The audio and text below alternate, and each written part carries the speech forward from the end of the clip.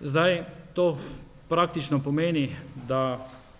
vsaj na 6 odsekih smo pridobili gradbena dovoljenja, pridobili vse služnosti, vsa soglasja občanov in potem po nekaj mesečnem mletju te vloge pridobili tudi pozitivno odločbo in na nek način zaprli finančno konstrukcijo tega zelo pomembnega projekta. Investicija namreč z davkom znaša 2,5 milijona evrov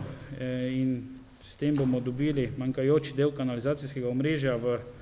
skupni dolžini še 8800 metrov kanalizacijskih vodov, zgradili 8 črpališč, poleg tega pa seveda,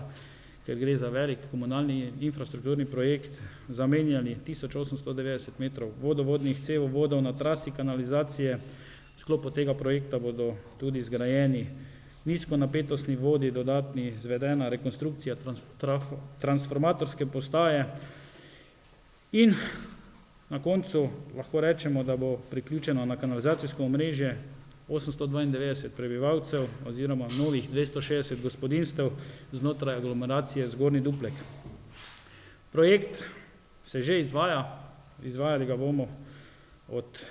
predvidoma, bi se naj končal novembra 2022 in s tem bomo seveda velik doprinos dali našim bodočim generacijam, našemu okolju.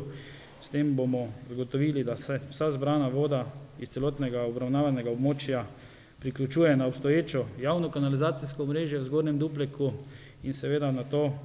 odvedena na obstoječo centralno čistilno napravo v Mariboru, kjer se očisti.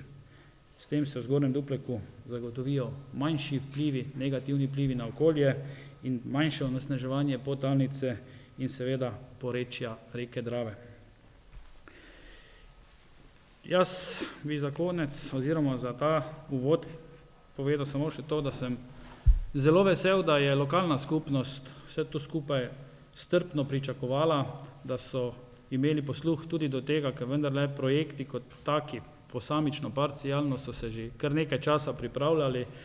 vendarle pa, ker gre za celotno operacijo in kot rečeno projekt, ki ga je težko izpeljati brez sofinancerskih sredstev, da so tudi potrpežljivo počakali, da se vsa ta procedura izpelje in da sedaj lahko govorimo o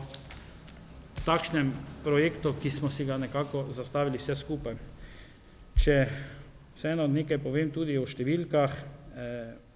projekt znaša, torej brez davka, ker davek lahko odbijamo, 2 milijona 83 tisoč, od tega 45% podpora Evropske unije in pa 8% nacionalnega prispevka državnega proračuna, torej obetamo si dobri 1 300 000 evrov sofinancerskih sredstev in pa vendarle kljub vsemu še velikih 737 000 evrov iz lastnega vira, se pravi iz lastnih proračunskih sredstev. To bo velik zalogaj tako finančno, verjamem pa, da še večji zalogaj izvedbeno.